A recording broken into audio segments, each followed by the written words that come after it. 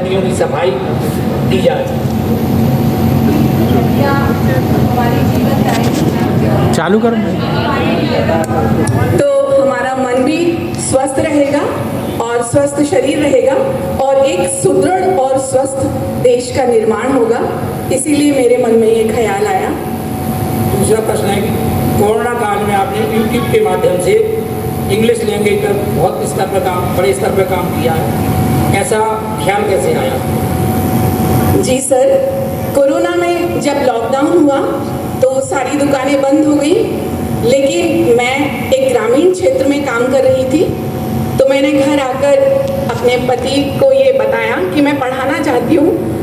तो उन्होंने एक छड़ थी, उसको आरी से काटकर उसके 4 टुकड़े किए, और क्योंकि वो भौतिक विज्ञान के हैं तो हमारे घर में छोटे मोटे इंस्ट्रूमेंट रहते हैं, तो उन्होंने घर में ही एक सोल्डिंग मशीन से उसको उन 4 पायों को जोड़ दिया और मुझसे कहा कि अब इसके ऊपर मोबाइल रखो और नीचे किताब रखो और फिर पढ़ाना। तो मैंने पढ़ाया और ये भी सीखा कि कैसे चैनल बनाया जाता है, कैसे अपलोड किया जाता है।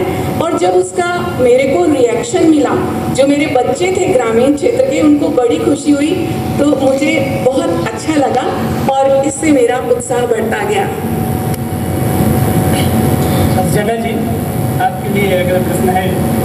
आपने लिखा है कि छात्र छात्राओं के लिए आपका अंग्रेजी पढ़ाने के लिए और मोटिवेशन का काम करते हैं, और ग्रामीण क्षेत्र में जो बच्चे आते हैं उनके अंग्रेजी के प्रति रुचि बढ़े, इसके लिए आप क्या करना चाहते हैं? जी सर, मैं जो उनकी टेक्स्ट बुक हैं तो मैं उनको पोएम्स गा के पढ़ाती हूँ और उसमें पूरा उनका शामिल रहते हैं बच्चे, और उनको प्रेयर में भी मैं उनके लिए कुछ ऐसा रखती हूँ जिससे उनको लगे कि अंग्रेजी बहुत आसान है।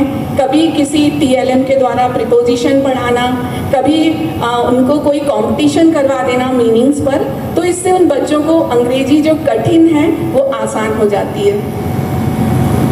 शासकीय कार्य में टेक्नोलॉजी की कम जानकारी, उसको कैसे दूर करें, आपने लिखा? जी सर, मैं लगातार प्रयास कर रही हूँ कि शासकीय कार्य में इंटरनेट का यूज़ कैसे किया जाए, कंप्यूटर का कैसे यूज़ किया जाए, और इसके लिए मैंने शाम को स्पेशल कुछ क्लासेस भी ज्वाइन की ताकि मैं कंप्यूटर में भी अपडेट हो जाऊं। और मैं कोशिश करती हूं कि मैं हिंदी टाइपिंग भी जल्दी सीख लूं, इंग्लिश टाइपिंग मुझे आती है। कैसे हो अर्चना जी? मैं बिल्कुल ठीक हूँ सर। ये आपको लीडरशिप, आपको कैसे आपको लगा कि आप लीडरशिप डेवलप करते जी सर, लीडरशिप है? जी हाँ सर, क्योंकि जितना भी मैं काम करती हूँ तो मेरा स्टाफ या मेरे सहयोगी मुझे पूरा साथ देते हैं, तो मुझे ऐसा लगता है कि मेरे अंदर जो भी बात है मैं उनको कन्विंस कर पाती हूँ और वो उसमें मेरे साथ सकारात्मक रूप से जुड़ जाते हैं। तो मुझे लगता है कि मेरे अंदर लीडरशिप की क्वालिटी है।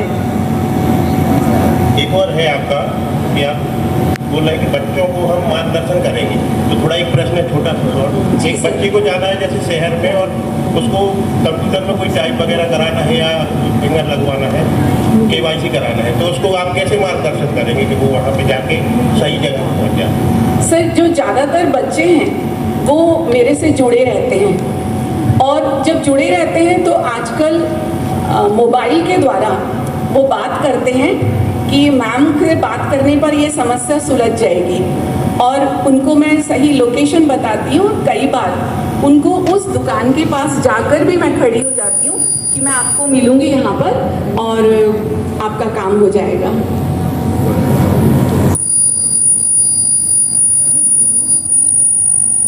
नमस्कार अर्चना जी।